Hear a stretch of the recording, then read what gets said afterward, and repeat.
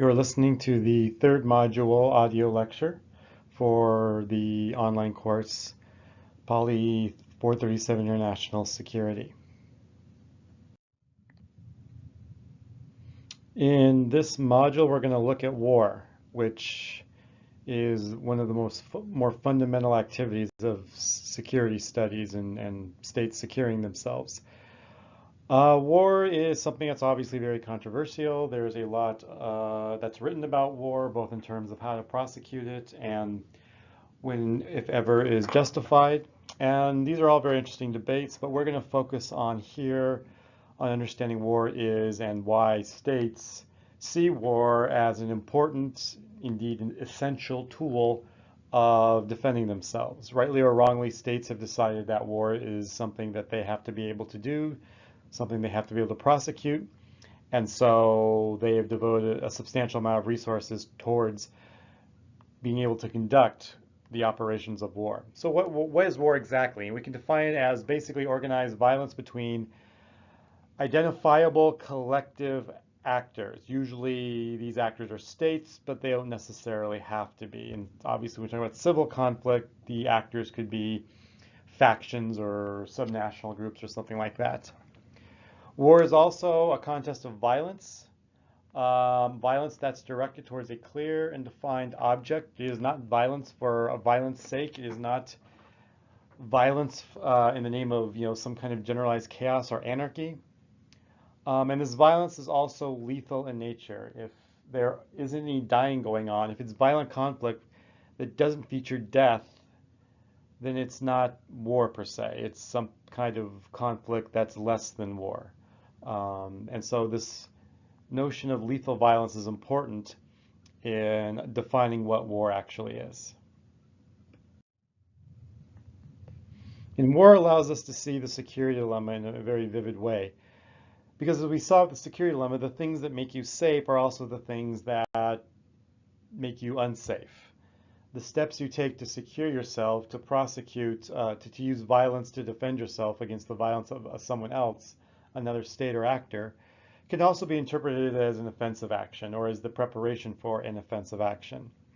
And the tools necessary to conduct war are very problematic in this way, in that in order to truly defend yourself well and have security in being able to deal with any threats that come your way, you need a very large, powerful military.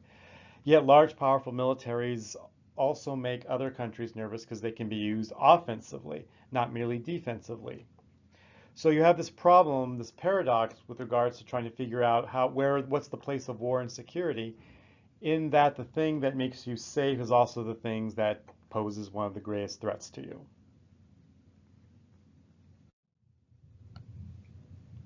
And we can talk about war through three key questions. The first being, what are the causes of war in the first place? If war is something that is a fact of life in the international community, what are the situations where the context in which states decide that war is the best choice? If it is a choice, among other choices, can war ever be eliminated? Can states decide that because of its destructiveness, because of its lethality, it can be outlawed or eliminated somehow? Conversely, that leads to another question: should war be outlawed or eliminated? Does war actually serve a useful purpose? As dangerous and as devastating and as problematic as it is, does war as a way of solving problems between states actually work out best in the long run?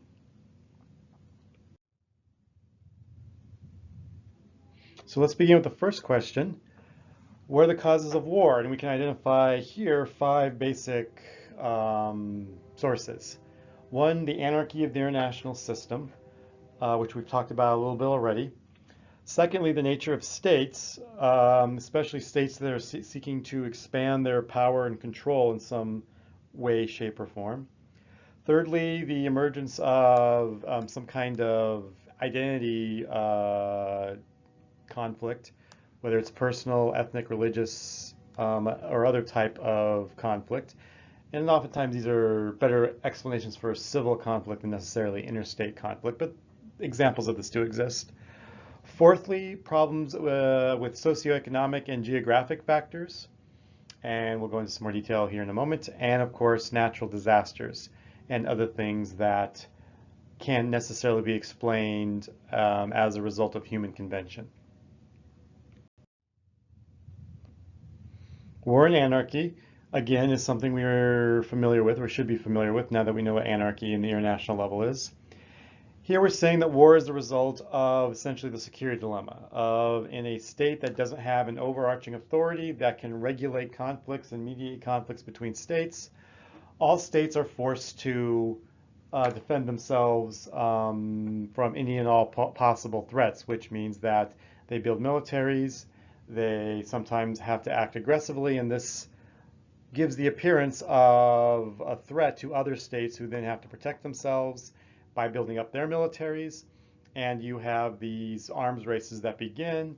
And once arms races begin, the chances of something rather innocent setting off a much larger conflict can be very very likely. I mean, think about World War I. You know, large buildup of military capability among the two alliances in Europe, the Triple Entente and the Triple Alliance.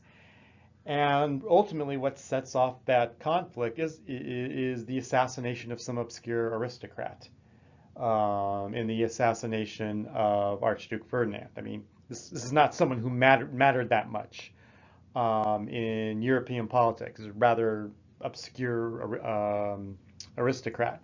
But because of the arms buildup, because of the tensions that existed between the two sides, it was something rather innocuous like this that triggered the Great War and the resulting destruction that took place. Contrast the explanation of anarchy as a source for war with a more second level of analysis, which points to states as a source of conflict. And states that become more authoritarian, become more expansionistic, come under the leadership or the dictates of a powerful leader like a fascist leader or a charismatic leader like Napoleon. And for whatever reason, these states seek to expand their control, their influence, their territory around the world, beginning with their neighbors perhaps, and then aspiring to perhaps global domination. And we can look historically at wars and series of wars that have been the result of these expansion states.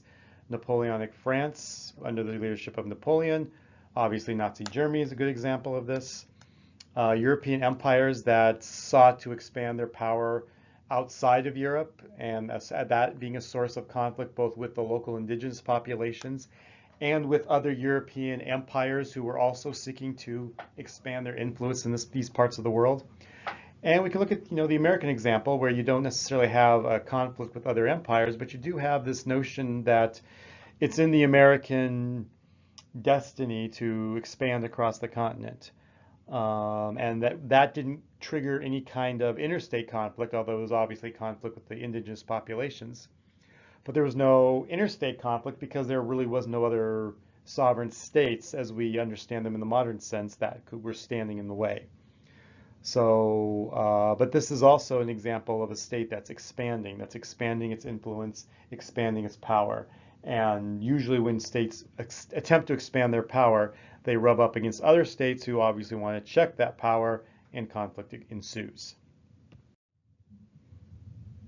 When we're talking about wars of hatred, wars based on ethnic and racial and religious identity, here we're talking mostly wars that emerge out of civil conflicts. Oftentimes the conflict will be confined to a particular state, but will spill out in part because the state will often collapse and form multiple states, and the conflict will persist across the new borders. This was an example of the Balkan War in the early 90s when you had Yugoslavia, which was home to different ethnic groups, Croats, Bosnians, and Serbs, and then the country begins to break apart along ethnic lines, and those conflicts persist once the new states are carved out. You have Rwanda, a similar situation, although there you're talking about a single state that contains the conflict. Here you have approximately a million Tutsis killed by the Hutu group. This conflict also spills out into nearby Burundi and Congo. You have the East Timor conflict, where East Timor attempts to break apart from Indonesia, and you have different ethnic groups that attack and engage in violence with each other as a result of that attempt to break away. And then the most recent sort of mass killing event we've had is Darfur in Sudan, where you have that African country eventually, again, break apart, in part because of the mass killing of the people in the Darfur province in Western Sudan. With wars that are socioeconomic in nature, these are wars that have their roots in usually some kind of economic conflict. Think if you're familiar with sort of Marxist theory, the social classes are rooted in their place in the economic forms of economic production. And some use this explanation to explain World War I, where you have a struggle among European states controlled by rich industrialists and bankers who were seeking profits overseas in the form of imperialism, and that these various imperial states eventually come into conflict with each other. Not because there's necessarily a national threat that obviously these marginal and distant colonies pose, but because these different states are trying to compete with each other to control as many economic and natural resources as they can in these colonial hinterlands. And then when all of Africa and Asia are sort of carved up and spoken for, the great powers have no choice but to turn against each other in trying to expand their own power. We can also think about socioeconomic wars as also having a resource component. Again, think about the United States present in the Middle East. This is an attempt to maintain the free flow of energy in order to sustain a very large and consumer-based U.S. economy. And if you can't get access to that energy, that oil, that's going to create significant consequences for the health and safety of the American state and American society. You can also perhaps see a future war in this respect with regards to the Arctic and the race that's taking place in that part of the world among Russia, Canada, the United States, and other countries to secure untapped resources that are largely at the bottom of the Arctic Sea and that are becoming more accessible now because the polar ice caps are melting, and it's not as expensive to access some of those resources that are believed to be underneath the seafloor up in the Arctic. The second question we asked with regard to war after what causes war is a moral question. Can war be eliminated? What is it about war that makes it so problematic in terms from a moral position, and can we eliminate it? Or should we eliminate it? Because those are sort of two sides of the same question. So what we're going to look at now is how war became this crucial part of state behavior, this crucial tool in the state toolkit. And does that make it necessarily bad? Or again, conversely, does that possibly is war something that's necessary for a state to survive? And that's just the way it is. To understand this question even better, I think it's important to sort of look at war before the modern era, or the 20th century at the very least, because most of us, our experience with war, even if we've never been in the military, is one where war is seen as something that's very destructive. We think of World War II, we think of what the possible destructive potential of the Cold War and nuclear war and the destruction of all life on planet Earth. And that's a relatively recent development. Obviously, in that context, there is a huge moral question there. But prior to this, if you go back to the Middle Ages and the early modern period, before the industrialization of war, war was a less lethal prospect. There's a lot of killing, there's a lot of dying going on, but it wasn't the same scale of destruction that we see now. War was also a rather trivial way of solving mostly succession issues. Kings and queens who died, who lost their throne, would have who didn't have heirs, would have to have different factions fight to determine who would replace the monarch that was no longer on the throne. Armies themselves were much simpler. They were largely comprised of mercenaries who were paid, freelancers who were hired for a particular conflict. In other cases, individuals were impressed into service. This was common in the British Navy, where the officers of ships would go to the pubs once they let out and basically haul all the drunk revelers out of the pub and onto the ships. And they would set sail that night. And when everyone sobered up the next morning, they would discover that they are now a sailor in the British Navy. But notice that none of this is voluntary. None of this is even conscription per se. It's being people either choosing to fight for money or being forced to serve because they're at the wrong place at the wrong time.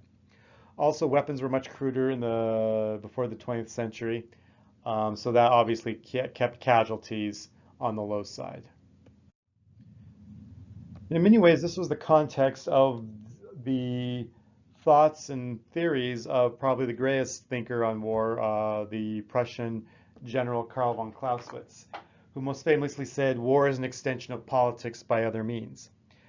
And what he's basically saying here is that war is basically a policy choice, that states have certain national interests, they have certain goals, and that in trying to realize those goals, they have certain tools they can use. And this can be use of institutions, it can be diplomacy, it can be espionage, it can be any number of things that states can use to realize their goals. And war turns out to be one of those tools. And it can be a tool that's very useful, or it can be a tool that's not very useful at all, depending again on what the state's goals are. But what Clausewitz is trying to say here is that war shouldn't be seen in necessarily a moral lens. It should be seen as a tool essentially in a toolkit. This view of war, again, removes the moral question out of it a great deal. Because if we just see war as a tool in the toolkit, then that moral question becomes a lot less problematic. In the same way, we don't necessarily have a moral qualms about other ways that states engage in statecraft. It also places limits on what a war can be. There's a threat here, there's a problem here that some states will engage in war for war's sake. That they will, sort of like ancient Sparta, they will sort of build their entire community, their entire national identity around going to war. And Clausewitz says this isn't really a problem because, again, war is an extension of politics by their means, so war is limited by the political goals. And if the state doesn't have any kind of aspiration for, imperial conquest, then it's simply going to use war only in those limited places and those limited means where it's the most effective. So this limits sort of the scale and the frequency of war and when it's applied. Another way of thinking about this is war as a way to manage relationships between states. Again, that seems a kind of innocuous way of talking about war.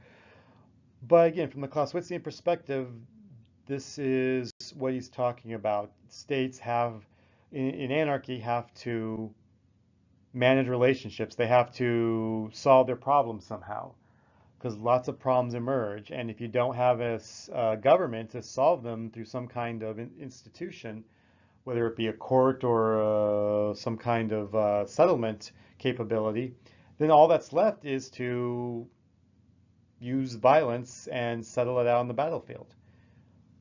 It's the instrument that's used to solve those conflicts that can't be solved in any other way. Something else that's important to mention when looking at war from this perspective, war is not about annihilating the enemy. If you're simply using war as a toolkit or war as an instrument to realize national interest, then you're not going to apply the tool beyond its usefulness. And so the idea that you would annihilate an enemy and wipe it off the face of the earth is probably not what your national interests are. Again, unless you are some kind of fascist state bent on worldwide conquest, you don't go into a war in order to annihilate the enemy. You go into a war to realize whatever the political goal is and then the war stops. And you go to the negotiation table and settle the remainder of the conflict at the negotiation table. And again, this removes the morality out, or takes some of the morality out of it, because policy is a more straightforward, pragmatic way of thinking about state choice. Of course, now is this a good way of thinking about war today in an era of nuclear weapons and in an era where we do sort of think of war as those who lose a conflict, those who are defeated in war, oftentimes are completely eliminated or have to sort of rebuild their state from scratch. Is Clausewitz's notion of war here obsolete? And if Clausewitz's notion of war is obsolete, that with the existence of nuclear weapons and more powerful militaries and the democratization of the military, conscription and the massification of the military ranks to where you can put 1 million, 2 million, 10 million people in uniform, which greatly expands the destructive power of a state's military, then it's hard to think about war in exactly the Clausewitzian notions that he describes. And this places an emphasis on trying to maybe think of other ways of escaping the security dilemma, trying to manage the challenges of anarchy in ways that don't rely on military power. As we've said before, there's a security dilemma with regards to military power. So are there ways of escaping the security dilemma that don't involve fighting or don't involve settling disputes through war?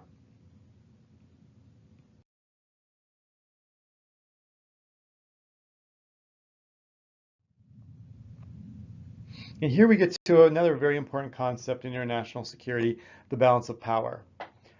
This is a concept you're probably somewhat familiar with or have heard about it before.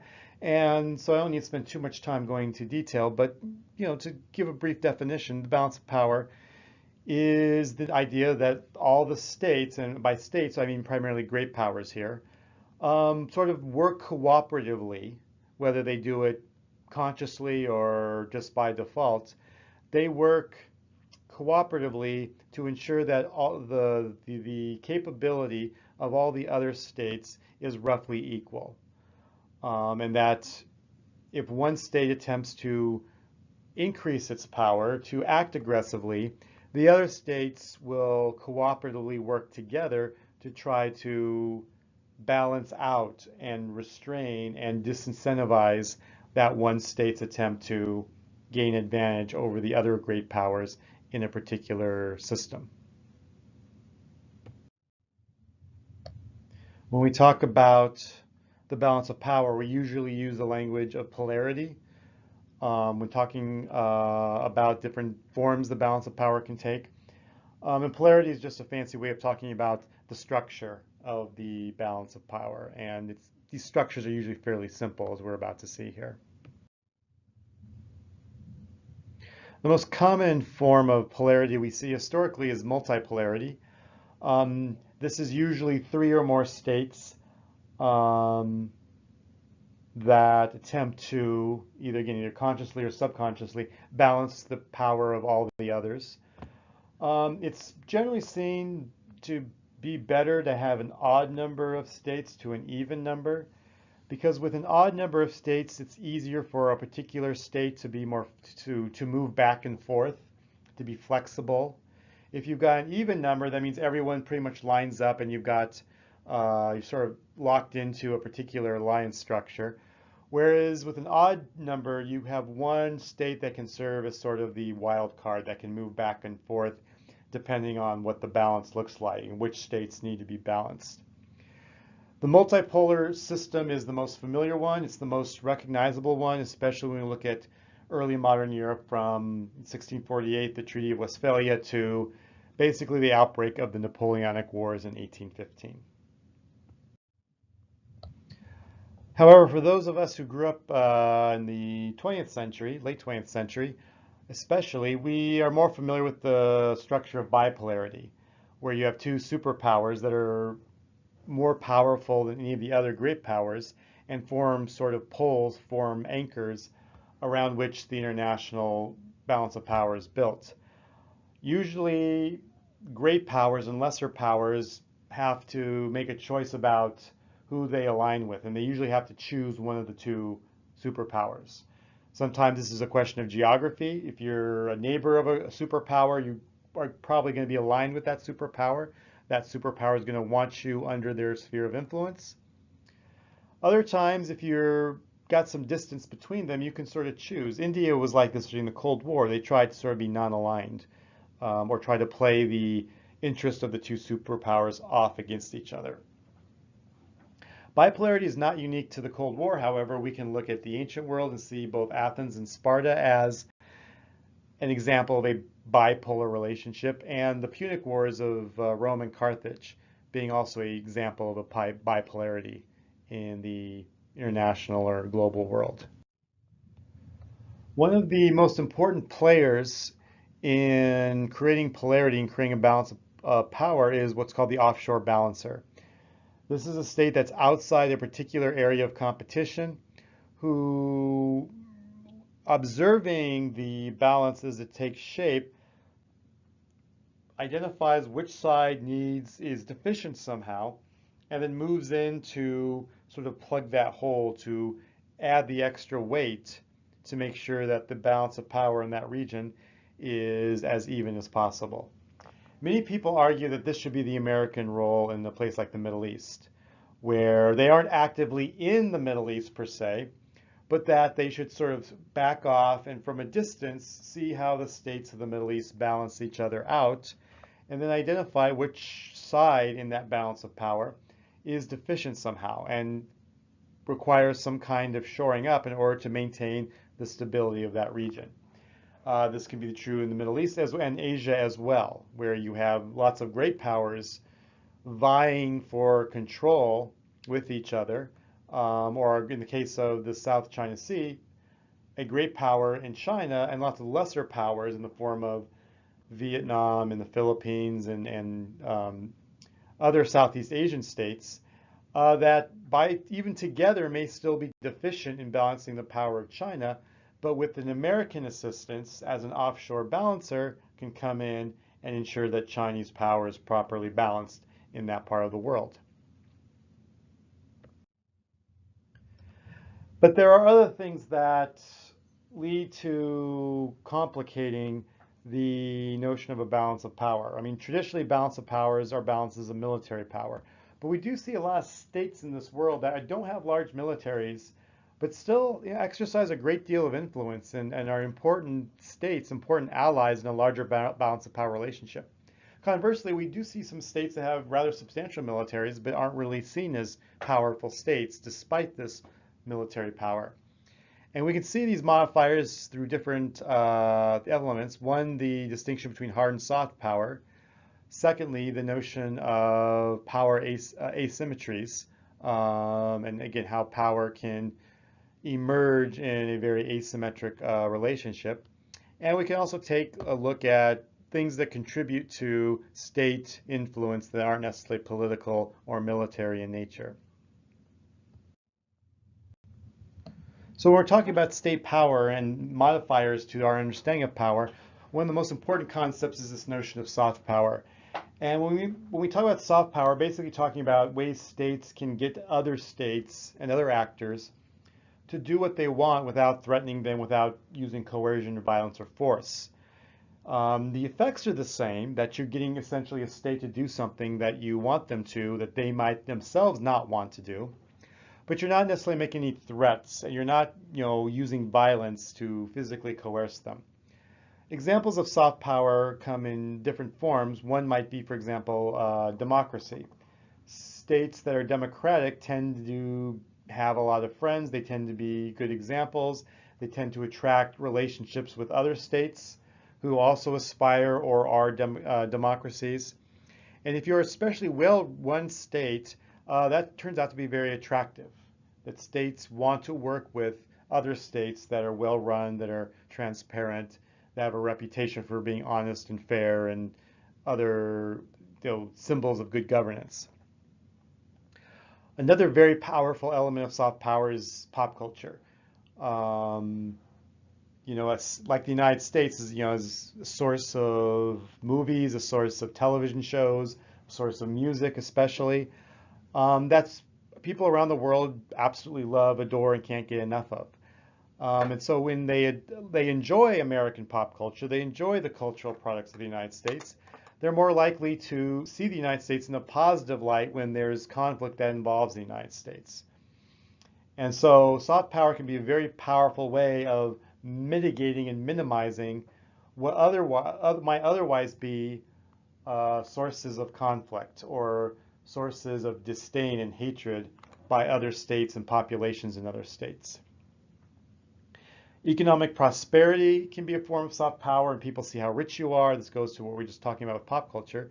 When people see prosperity, they see people living relatively lavish or consumerist lifestyles. They want to emulate that, and so the government will be more friendly toward you. They'll be willing to compromise in a potential conflict. And finally, taking leadership positions on key issues in the international arena can be a very powerful source of soft power. Taking a leadership role in things like climate change or human rights, or trying to get poorly run states dealing with human rights issues to sort of change their ways. Taking leadership positions on these types of issues can be a source of soft power. However, other states will go the opposite direction. They will use asymmetric tools and asymmetric power resources in order to make up for what they see as a deficiency in power. And here we're talking about states that may be opposed to American interests or wish to limit American interests, but know that they can't necessarily match them, toe to toe in a traditional power relationship where we're talking about military capability. And so they will engage in asymmetric conflict. Sometimes this might be utilizing or sponsoring terrorists. In other cases, it might be trying to engage in information campaigns to subvert the positive image of the United States. Whatever it might be, asymmetric warfare, asymmetric power resources are ways to enhance the power of an actor who doesn't enjoy a substantial amount of military or soft power in the traditional sense. So some examples of asymmetric power might be, for example, you have a weak state in Somalia, as we talked about last time. The Somali pirates are a way of taking a weak position that they're in and using it to enhance and multiply their otherwise weak position. The fact that you have a geographical vulnerability with a major shipping lane that goes off the coast of Somalia. Poor Somali fishermen can exploit that, use their boats, get access to arms, and attack those boats, take them hostage, demand ransom for them, and that will allow them to enhance their power beyond what it might normally be. If you talk about terrorism, especially September 11th, you take, in that particular example, the assets of the West, in this case, jet airliners and a ubiquitous media, and you basically co-opt it and turn these assets against the people that produce them. So you use the jetliners as missiles, and then you use the media to capture and record that devastating imagery, knowing that the media is going to show it over and over and over again. And that's going to enhance the capability of the terrorist far more than they probably actually deserve. We can talk about hackers. It can be a way of exploiting vulnerabilities in a powerful state. Hacking into, for example, the Pentagon, retrieving secret files, selling those to newspapers and other media outlets can be a way of making up for deficiencies in power. Another way of creating stability in an anarchic world is something called hegemonic stability. This is where you have one state become sort of a leading state, a manager of global affairs. Something short of an imperial power, but greater than a mere great power.